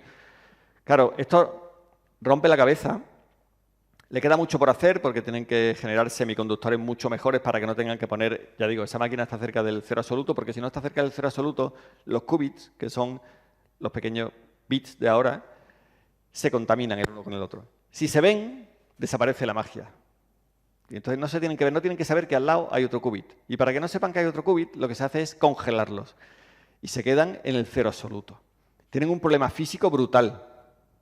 Pero cuando funciona que no veas. ¿Qué van a hacer con esto? Bueno, el problema, y está por aquí, es que en el 2019 Google llegó a la supremacía cuántica. La supremacía cuántica es cuando un algoritmo, un método que no eres capaz de ejecutar aquí durante todo el tiempo del universo, si tú tuvieras todo el tiempo de la vida de la Tierra, esta máquina, o una máquina normal, o una máquina muy potente, no sería capaz de descifrar eso que le hemos dicho. Hay algoritmos que funcionan así. La supremacía cuántica es que Google ha conseguido programar un ordenador cuántico para hacer en esto lo que eso tarda una eternidad. Es decir, ha demostrado que eso funciona. En cosas muy triviales, ¿vale? Los algoritmos no sirven de nada prácticamente ahora mismo. Factorización de números, por ejemplo, ¿vale? Pero factoriza los números rack y lo hace maravillosamente. Y eso no lo hace un ordenador normal, ¿vale? Entonces, eso se ha conseguido ya. Eso está en el 2019. ¿Cuál es el problema? El problema es que ya sabemos que va a venir el ordenador cuántico, que va a tener una velocidad de procesamiento brutal, con lo cual lo que le falta a la inteligencia artificial se lo va a dar el ordenador cuántico. Cuando tenga un ordenador cuántico con un mecanismo de inteligencia artificial arriba, es alguien muy listo y muy rápido. Muy listo y muy rápido. Va a ser brutal, ¿vale? Y esto está aquí. La inteligencia artificial y está el ordenador cuántico. Eso está así. Ahora voy a meter otro miedito. Es tan difícil entender esto que nunca nos lo creímos. Y entonces, encriptábamos los datos sabiendo, habéis oído eso de yo tengo mi ordenador encriptado. Entonces esto, si se lo lleva alguien, es un ladrillo.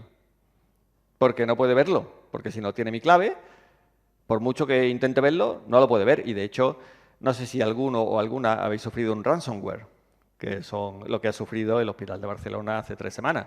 Básicamente es que te encriptan todo el contenido que hay y os puedo decir que la Universidad de Castilla-La Mancha lo sufrió, la Universidad de Barcelona también, o sea que nadie está, en fin, protegido frente a este tipo de cosas y de estos criminales, ¿vale? Porque al final lo hacen por eso. Pero entendemos que esa encriptación no puede ser desencriptado si no conoces la clave. Entonces, eso es un ladrillo. Bueno, ahora hay gente con un paradigma que se llama descarga ahora, desencripta después. Hay gente ennifando las bases de datos encriptadas que tú piensas, da igual, llévatelo.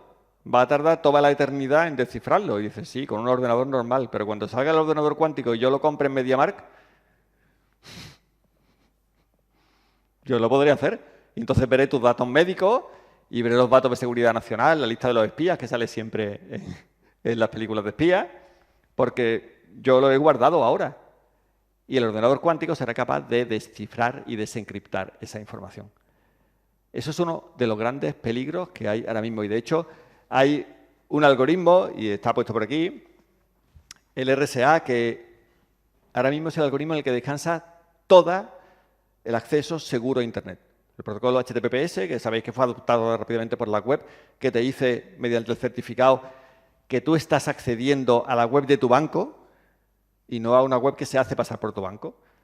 Y te lo dice cuando tú accedes desde el navegador y te dice, este certificado es de confianza y por tanto estás accediendo ahí. Eso se hace con un algoritmo que no se puede desencriptar y por tanto tú no puedes inventarte un certificado y simular que eres el banco. Con un ordenador cuántico lo podrás hacer. Entonces ya están pensando que tiene que haber algoritmos que no puedan ser sobrepasados por un ordenador cuántico. Y eso lo están haciendo ahora porque no se fían de que el ordenador cuántico esté en 10 años. Pensaban que iba a estar en 50, pero ¿y si viene en 10? ¿Y si alguien descubre un semiconductor que va súper rápido y el ordenador cuántico termina siendo una pastilla que tú le metes aquí y tu ordenador dice, déjale esto a la cuántica y me lo devuelven luego? Esto nos lo dijo Sandra Wash, que es una persona de Sandbox que vino a dar una conferencia a nuestra escuela. Me gustó mucho porque estaba el salón de actos lleno y todos nuestros estudiantes pudieron disfrutar de ella y de todo lo que sabe. Y es una enamorada del tema cuántico.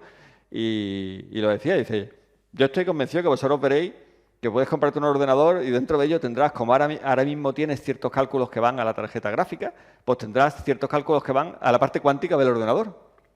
Y eso será posible. Ya no será esa lámpara tan chula así que cuelga del techo con el cero absoluto.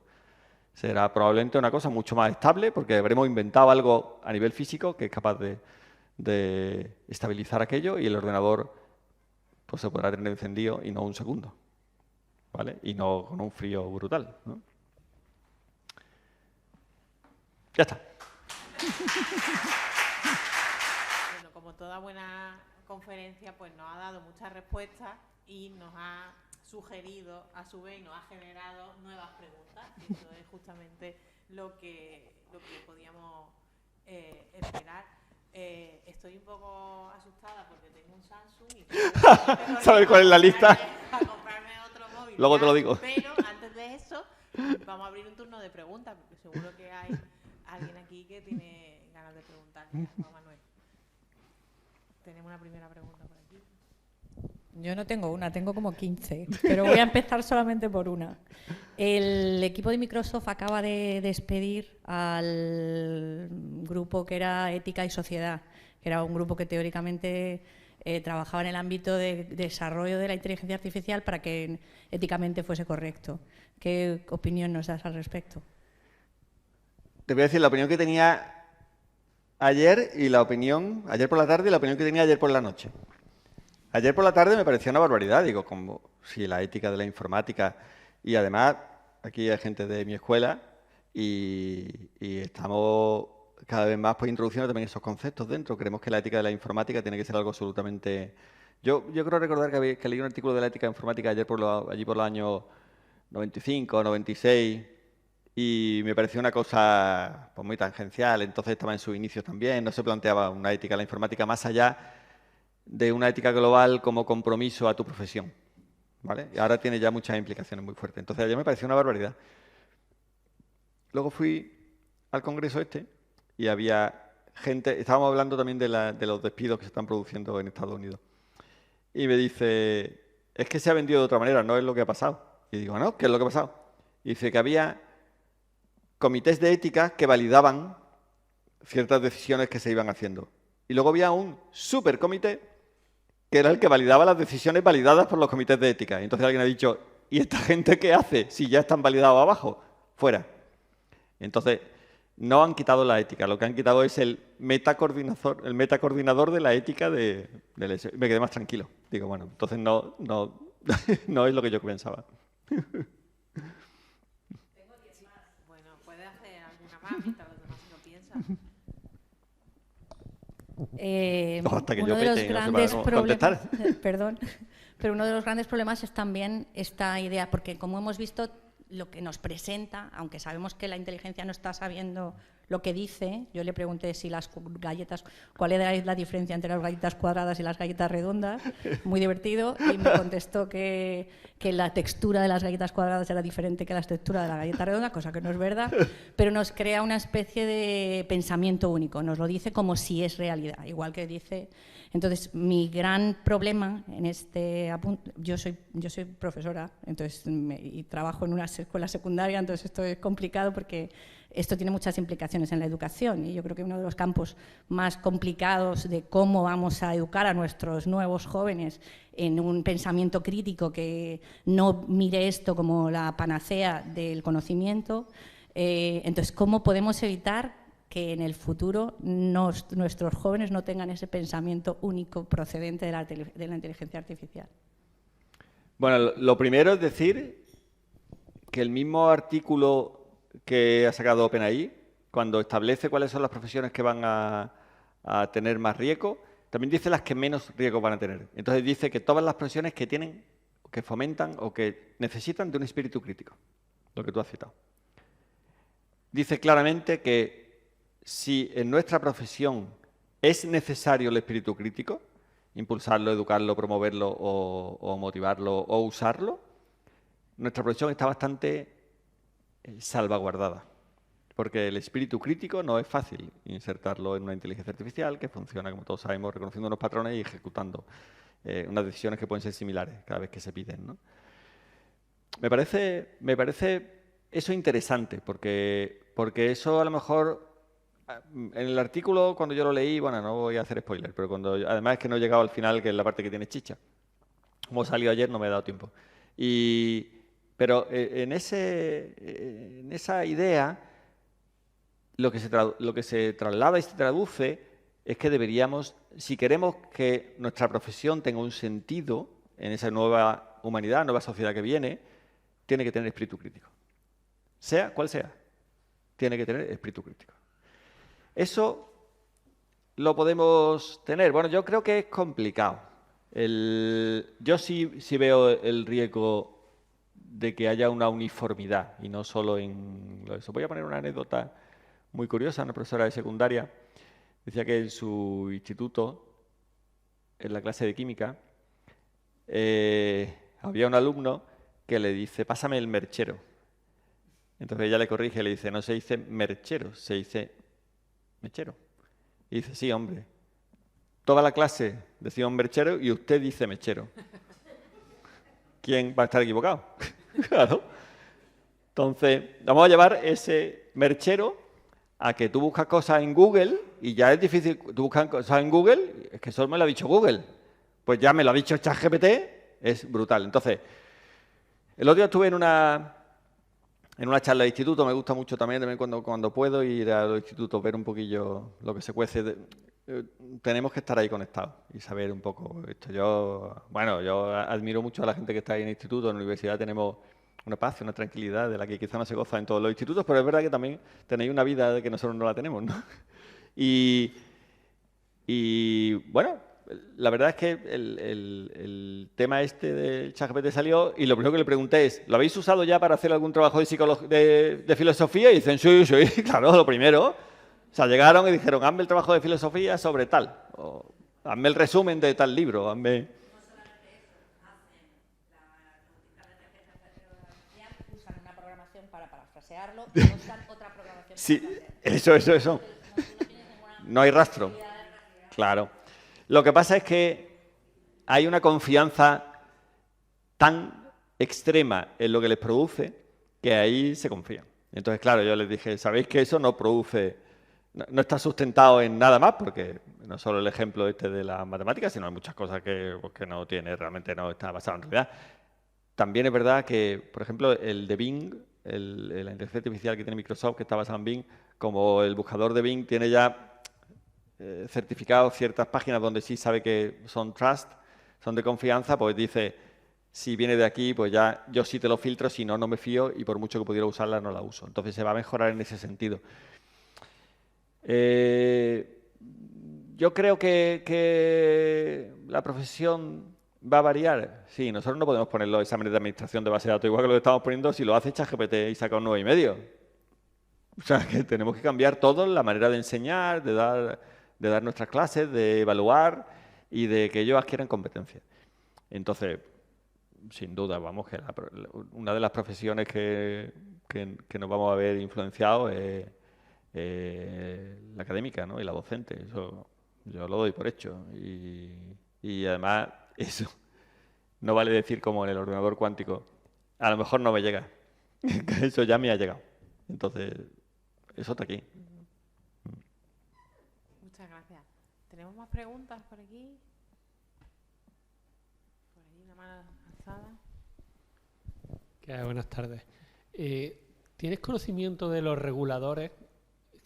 ¿Cómo están con respecto a todo esto? ¿Están informados? ¿Saben de qué va esto? ¿No saben por dónde vienen los tiros? ¿La Comunidad Europea qué piensa de esto? Porque al final, hombre, el que haya comités de ética suena muy bien, pero la ética de Google a lo mejor no es la misma ética que la tuya, ni la de la señora que está al lado, ni la mía. Entonces, claro, yo muy tranquilo con ese aspecto no estoy. Y los reguladores los veo muy despistados. Máxime porque además esto va a una velocidad exagerada. Generalmente la gente que dicta las normas y que se ocupaba de establecer los marcos jurídicos son de una generación que todo esto además les cuesta trabajo entenderlo. Y si a todo eso le añadimos, pues bueno, una sociedad en la cual pues las estructuras morales cada vez están más debilitadas, donde las humanidades cada vez tienen menos peso, es preocupante, ¿no? Y no sé tú cómo lo ves, el aspecto sobre todo de los reguladores, ¿no? Que son los que deberían de poner algún tipo de filtros, ¿no? Y si encima, y ya termino, ¿vale? Si encima resulta que esa tecnología tan poderosa está en manos de 3 o 4, que las barreras de entrada son brutales, porque claro, es que no, los recursos financieros para desarrollar eso lo tienen 3 o 4. En un mundo en el que vemos que desde la historia de la humanidad siempre se ha regido por el lucro y por la rentabilidad y por el poder, pues yo qué quería que te diga, me cuesta trabajo ser optimista. Voy a poner un ejemplillo primero, luego hablo de los reguladores. El año pasado hubo un curso de verano de aquí sobre inteligencia artificial y ciberseguridad. Lo montó Javier López, que es el director del grupo NixLab, que es el mejor grupo de ciberseguridad de España, dicho por EduRank. Lo tenemos, gracias a Dios, aquí en la Universidad de Málaga. Y se trajo un montonazo de gente muy buena a hablar de cosas de ese tipo. Y uno de los que se trajo fue el regulador de la Agencia de Protección de Datos Europeo, que es malagueño. Entonces, también es otro de los tesoros que tenemos que hemos ido descubriendo, que hay mucha gente de Málaga por ahí trabajando, que ahora con lo que se está montando en Málaga, pues les gusta mucho venir y son muy generosos con su tiempo, ¿no? Porque este hombre, imaginaos lo liado que está. Y él defendía ese papel de la regulación en la protección de datos, por ejemplo, ¿no? Se centraba en la protección de datos. Y lo defendía, él proviene del ámbito del derecho, entonces, en ese sentido, podemos tener una cierta confianza en que va a establecer unas normas regulatorias, una regulación basada en una protección de las garantías que debe tener ese uso del dato, esa protección, ese acceso a los mismos, etcétera, etcétera, ¿no? Entonces, bueno, digamos, su buena intención estaba clara, van lentos, pero su buena intención estaba clara y la línea la tenía muy marcada, ¿no? Por contra, en ese mismo curso, había gente de empresa que decía que la Unión Europea no puede estar poniendo límites a ese tema de los datos cuando no se están poniendo en otros sitios y, por tanto, nos íbamos a quedar atrás. Por ejemplo, si los datos no los vamos a poder usar para que nuestra inteligencia artificial sea bien entrenada, pues nuestra inteligencia artificial funcionará peor y la de Estados Unidos o China funcionará muy bien. Yo creo que eso no tiene solución. Ni siquiera balanceando las cosas, ¿no? Son dos modelos antagónicos. En Europa, el dato es del ciudadano, en Estados Unidos el dato es de la empresa y en China el dato es del gobierno. Y eso es así. Son 3 modelos diferentes. Y el problema es que conviven. Conviven claramente. Tú no puedes decir, bueno, ¿por qué? Porque tú usas Google y le estás cediendo ya los datos a Google, ¿no? Mi visión es que en Europa sí vamos a tener esa protección y esa garantía. La Unión Europea lo tiene muy clara. Lo tiene muy claro. Esta mañana he estado escuchando en el Congreso de Ciberseguridad a la directora general de informática de la Unión Europea, de la Comisión Europea. Y establece cosas como estas, ¿no? Que tiene que tener claramente unos límites y tal y cual. El problema es que nosotros tenemos un Internet libre y entonces lo vamos a proteger en Europa, pero eso es poner puertas al campo. O sea, los sistemas se irán fuera.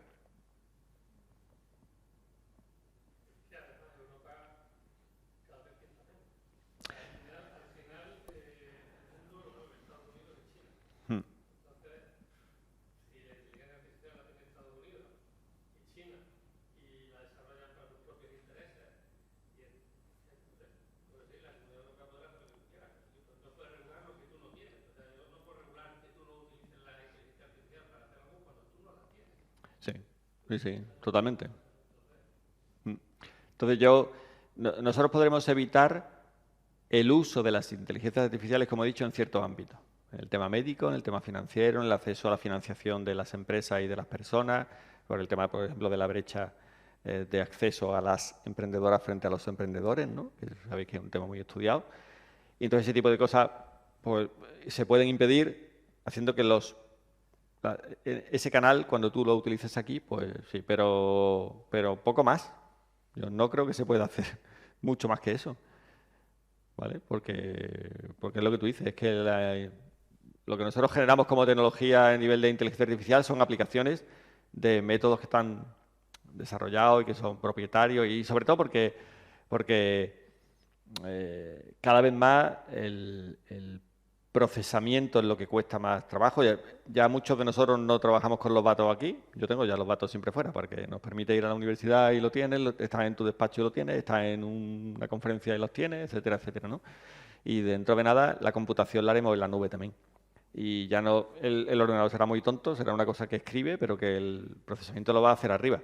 Y ese procesamiento ahora mismo lo tiene Amazon, lo tiene Microsoft, lo tiene Oracle, y son las 4 que te dan ese procesamiento, ¿no? Y es imposible que nosotros como Europa generemos un procesamiento a ese nivel, con esa infraestructura, con esos data centers que ellos tienen que tener. En ese sentido, utilizamos muy bien lo que ellos tienen, pero el germen es suyo y nosotros dormimos sobre un colchón que lo han hecho ellos.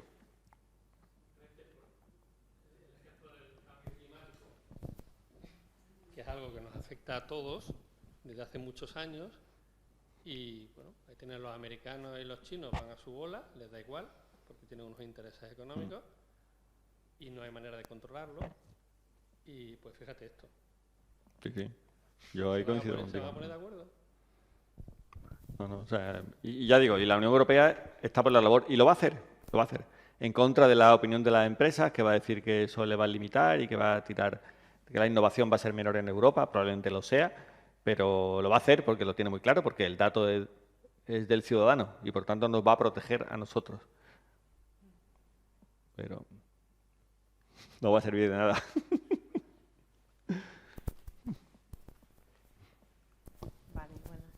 Otra pregunta por allí al fondo.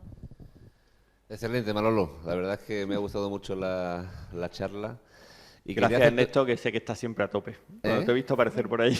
He venido un poquito tarde, perdón por el retraso. Pero vamos, creo que he llegado a tiempo de ver el core de la charla. Te quería preguntar, porque siempre me ha interesado mucho con esto de la inteligencia artificial. Has comentado que efectivamente en algunos aspectos, en algunos ámbitos es difícil o al menos a nivel regulatorio pues se tienen muchas prevenciones de la aplicación de la inteligencia artificial y siempre he pensado que efectivamente el problema del uso de la inteligencia artificial o de este tipo de tecnología está en que al final no deja de ser, al menos desde el punto de vista del usuario, una caja negra. Y sabes que hay muchas iniciativas de intentar acompañar a los algoritmos que están por detrás de la explicación de por qué se toman esas decisiones, qué es lo que hace que efectivamente pues no se pueda utilizar o se prevea su uso en ámbitos, por ejemplo, como el financiero, porque al final el que tú, un banco, una entidad bancaria, te permita acceder a una financiación o no, porque una inteligencia artificial, después de coger tus datos, diga sí o no, pues es muy arbitrario. Entonces, desde el punto de vista del desarrollo de la tecnología, ¿cómo ves de cerca o de lejos el que seamos capaces, los informáticos, la gente que se dedica profesionalmente a trabajar en esos algoritmos, de documentar de forma fehaciente este problema? Es decir, que diga, yo digo sí por esto y por esto, o digo no por esto. La toma de decisiones sigue estas pautas que permitan garantizar que efectivamente las decisiones no se toman de forma arbitraria, pero al final no deja de ser una caja negra. Es verdad que con juguetes, yo lo veo un juguete, lo del ChatGPT, aunque sea muy sofisticado, sí, te da unas respuestas muy ingeniosas, muy elaboradas, pero cuando estamos hablando de toma de decisiones, más allá de recomponer soluciones o respuestas que son el refrito de muchas cosas ya existentes, ya la cosa cambia. Entonces, ¿cómo de lejos ves el que seamos capaces de acompañar a cualquier algoritmo de IA una explicación de por qué toma unas decisiones u otras? La verdad es que es como un asunto apasionante que curiosamente está como muy en el ámbito informático. Es verdad que pertenece al nuestro, pero no es en absoluto trivial para la ciudadanía incluso. Voy a explicar una cosilla a lo que se refiere Ernesto, es que la explicabilidad de la IA es la que pide el regulador. El regulador lo que dice es, tú puedes tomar decisiones con IA, pero explícame para que yo pueda decir si tú estás o no, tomando una relación justificada y sobre todo que pueda contraargumentar a esa decisión. ¿Vale? Imaginemos, por ejemplo, que yo puedo lanzar una sentencia judicial con un método de este tipo. Pues tendrías que decir por qué, en base a qué pruebas, cuáles son las que te han llevado a ese argumento. Tienes que sustentar esa decisión, ¿no? Esa decisión que has tomado. Y claro, eso es muy crítico. La explicabilidad de la IA es algo que viene efectivamente en la Directiva Europea. La Directiva Europea habla de la explicabilidad de la inteligencia artificial. Para que entendamos por qué eso no se puede hacer, bueno, nosotros hemos cambiado recientemente los títulos de informática que entrarán, parece, el año que viene con unos contenidos bastante diferentes. Una de las cosas que ha cambiado es que es como la inteligencia artificial es concebida. No porque nosotros no tuviéramos inteligencia artificial en los títulos, aquí hay algún ingeniero de nuestra antigua títulos, y ya se veía inteligencia artificial. Los títulos de informática de toda la vida tenían inteligencia artificial, pero era una inteligencia artificial basada en reglas, basada en lógica. Que, por cierto, es lo que yo hago en la parte de investigación. Entonces, pues yo le tengo muchísimo cariño, porque a mí me encanta la lógica. Pero está sobrepasada por las técnicas de Machine Learning y de Deep Learning. Entonces, cuando se han hecho los títulos, al final se ha pensado que la parte presencial, o sea, la parte más importante es la parte que son de algoritmos no explicables, de algoritmos caja negra. Curiosamente. ¿Por qué? Porque son los potentes, son los que producen de verdad, son los que están en el mercado y son los que están funcionando. Los basados en lógica que pueden explicar por qué toman las decisiones, porque puedes dar marcha atrás y la lógica siempre funciona. Sí, se produce esto, entonces se produce tal otra. Y entonces puedes ir encadenando las decisiones y dices, ¿y por qué has tomado esta decisión? Porque tengo estas premisas. Y estas premisas te llevan a esto. Eso no tiene nada que hacer frente al otro. Nos hemos buscado otros nichos donde sí es necesario, pero no tiene eso. Entonces, la explicabilidad de la IA hoy en día no es posible. Dicho de otro modo, las cajas negras funcionan así porque cuando la inteligencia artificial empezó, lo que funcionaba era con un aprendizaje como hacen los niños. Esto es un gato y tú dices sí, y dices, ha acertado. Esto es un gato y dices sí, ha acertado. Esto es un gato y te dicen no, dices, ha fallado, eso es un gato. Y entonces lo apuntas. Esto es un gato y tú dices, sí, se ha fallado. Entonces vas apuntando hasta que, pasados 300 fotos, la cuarta, la 401, la 405, ya dices, eso no es un gato, esto sí es un gato. Y le preguntas, ¿por qué no un gato? Y entonces no eres capaz de decir por qué sí es un gato o no. Y dices, porque no lo es. Porque yo ya sé lo que es un gato, ya he aprendido lo que es un gato y entonces la respuesta es como automática, ¿no? Y el regulador nos va a pedir efectivamente eso. ¿Qué posibilidades hay de que la IA lo explique con los modelos actuales? Yo soy muy pesimista en eso. Yo creo que o se cambian los modelos, la gente que está en el departamento trabajando con Machine Learning y con Deep Learning verá cómo se le puede dar a eso solución. A mí solo se me ocurre que se le pueda dar solución más que siguiendo el rastreo de la opinión, utilizando la inteligencia artificial para saber por qué se hace eso y darle la vuelta. Es la única manera de hacer una explicación de algo que en su fuero interno no tiene explicación posible. Es un modelo entrenado y que funciona para eso. Yo voy a citar aquí a Pepe Muñoz, recientemente fallecido, y que fue la primera persona que trabajó con inteligencia artificial en nuestro departamento y prácticamente en Andalucía, ¿no? Trabajaba en inteligencia artificial y lo que hacía era, miraba las imágenes del alpechín del aceite, o sea, le tomaba una foto de la cúpula de lo que estaba encima del aceite y te decía la calidad del aceite. Y era espectacular, porque hablamos de los años 90. O sea que, y él hacía redes neuronales para eso y no era posible explicar por qué. Él lo que hacía era, a través de fotos, había ido entrenando el sistema y al final le funcionaba muy bien. Y era un súper resultado. Y Pepe ha sido toda su vida un súper catedrático, porque fue un pionero de la inteligencia artificial y fue una maravilla, ¿no? de cómo descubrió que en las redes neuronales había lo que tenemos ahora, ¿no? ¿Que eso pueda ser explicado? A mí me cuesta trabajo que sin cambiar el modelo eso vaya a ser.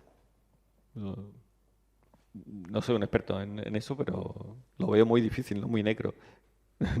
Si tuviéramos que enseñárselo a los alumnos mañana, no sé cómo se lo enseñaríamos. Tenía la mano levantada, quería añadir algo a lo mejor. Por aquí delante. No, bueno, termina con la ha salido la imagen, una de las cosas que estamos viendo es en temas visuales, porque hasta ahora ha salido la imagen de Morgan Freeman, hecha a través de una...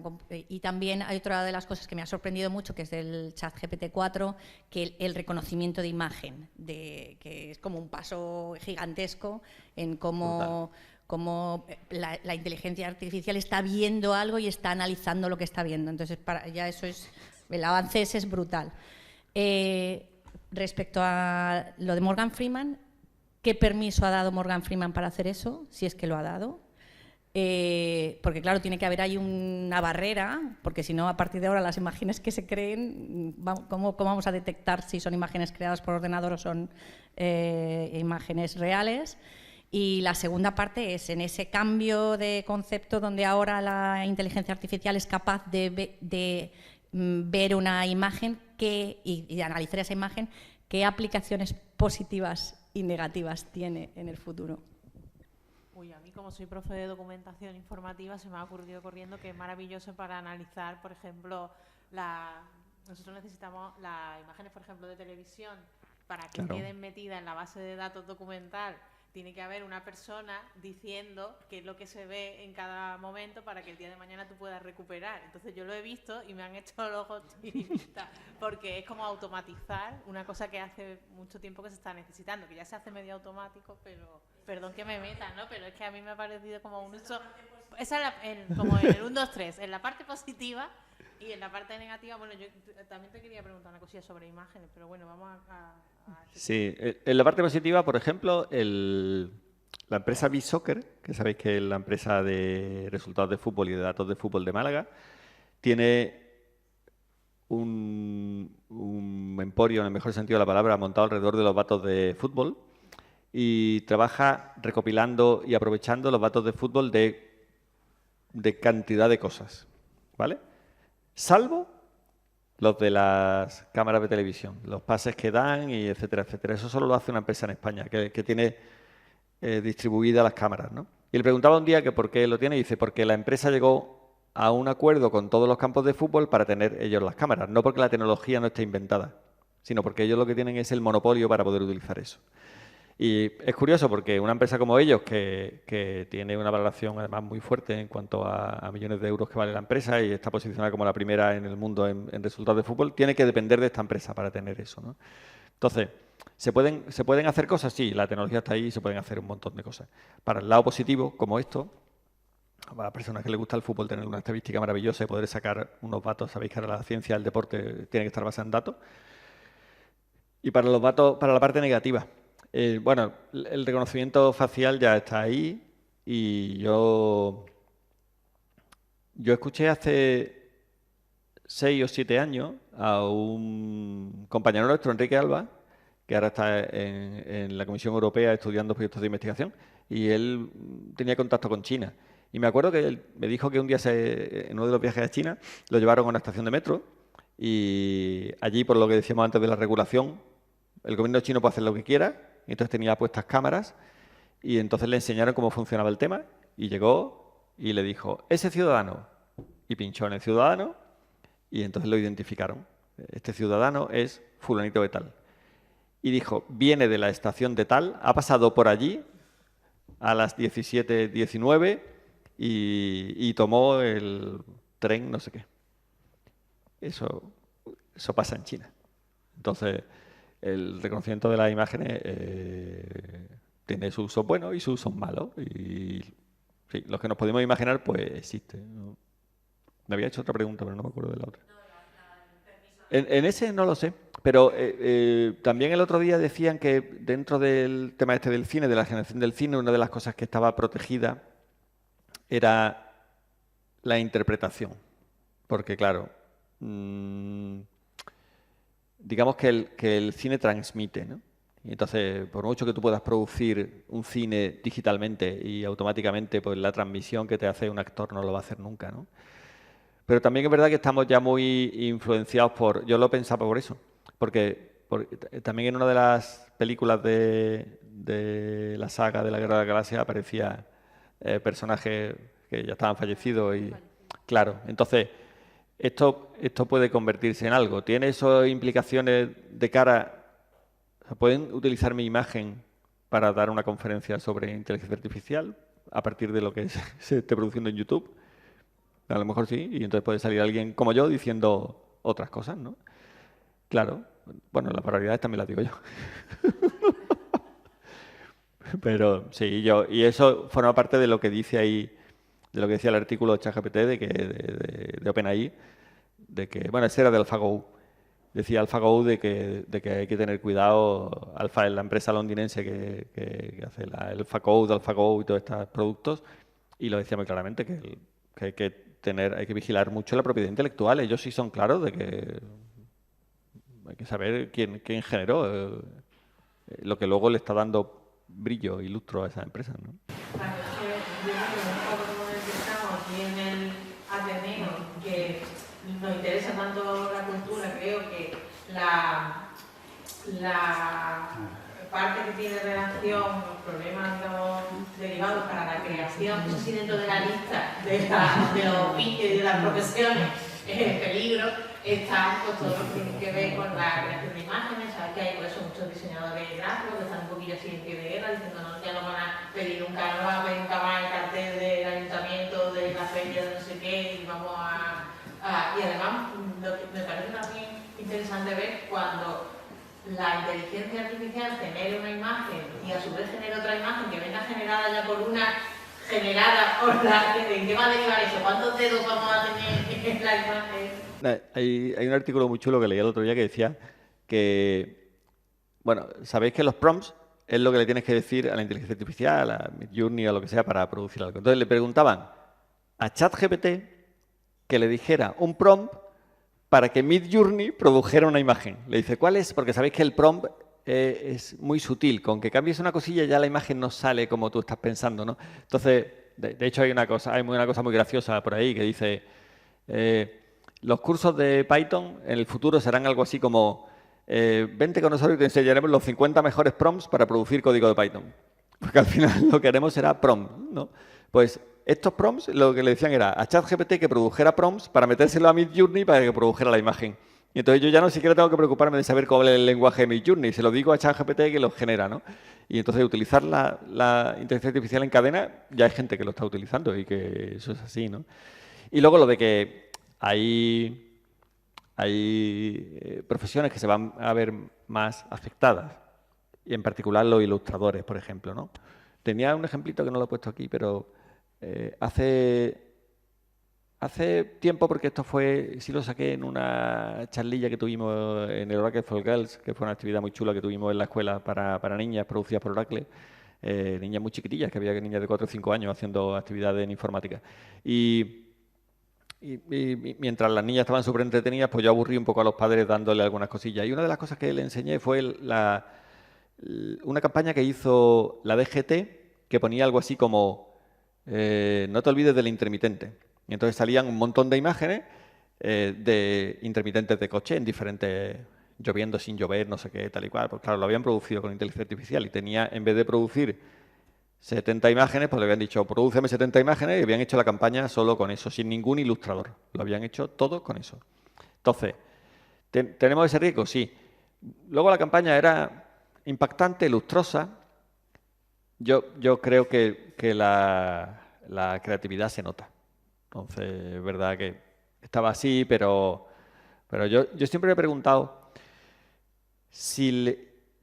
bueno, no sé si habéis probado Midjourney. Midjourney funciona con Discord. O sea, tienes que apuntarte a un canal de Discord y ahí pones Imagine Prompt y ya le dices lo que tú quieres, ¿no? Los prompts son muy pequeñitos, les puedes decir 7, 8 palabras, ¿no? Y puede ser que coincidamos 2 personas. Entonces, la pregunta que yo me hacía el otro día es, si yo le digo a una inteligencia artificial, hazme una foto de un coche con intermitentes con lluvia, ¿cuánto tardará en producir la misma imagen? Y eso te da idea también de cómo de creativa es, ¿no? De si al final este tema de la ilustración al final será sustituible, a lo mejor para... Ahora se han visto algunas cosas que se notan mucho. Bueno, tú has enseñado algunas que tienes efectos, pero como has dicho que era tan rápida y tan lista, en breve, igual dentro de poco tiempo, ya es súper creativa. El otro día me contaban, ayer no sé, me contaban que le habían puesto una prueba de ChatGPT con 3 imágenes que llegué tarde y no me enteré. Era algo así como un móvil que tenía un conector, otro no sé qué y tal, y le preguntaron, ¿cuál de las 3 es un chiste? Sabía una que tenía un sentido, que era en cierta forma humorístico, y las otras 2 imágenes no. Y la adivinó, dijo, la segunda, porque el iPhone no sé qué, no sé cuánto, tenía una explicación, ¿no? Y le faltó reírse, jajaja. Entonces, que hace cosas muy chulas, ¿no? No pierdo mi trabajo ya, porque explícalo, el humor... Exactamente. Muy bien, pues no sé si tenéis alguna... De momento solo la identifica. A mí es que cada vez que recuerdo todo lo que cuenta, todo el rato estoy pensando en la película Juegos de Guerra, aquella de Broderick, en la que había pues un informático que enseñaba, primero enseñaba a jugar a hacer la máquina, pero la máquina acababa como siendo súper colegas y teniendo sentimientos y todo esto me está remitiendo, pero bueno, ahora la película sobre esto, la futura inteligencia artificial. Bueno, yo creo que llevamos aquí ya un buen rato y si no hay más preguntas, yo creo que ha llegado el momento de que agradezcamos muchísimo a Manuel por su generosidad y por compartir todo lo que sabe con nosotros sobre este tema y que le demos un aplauso fortísimo y muchísimas gracias a todos que habéis venido.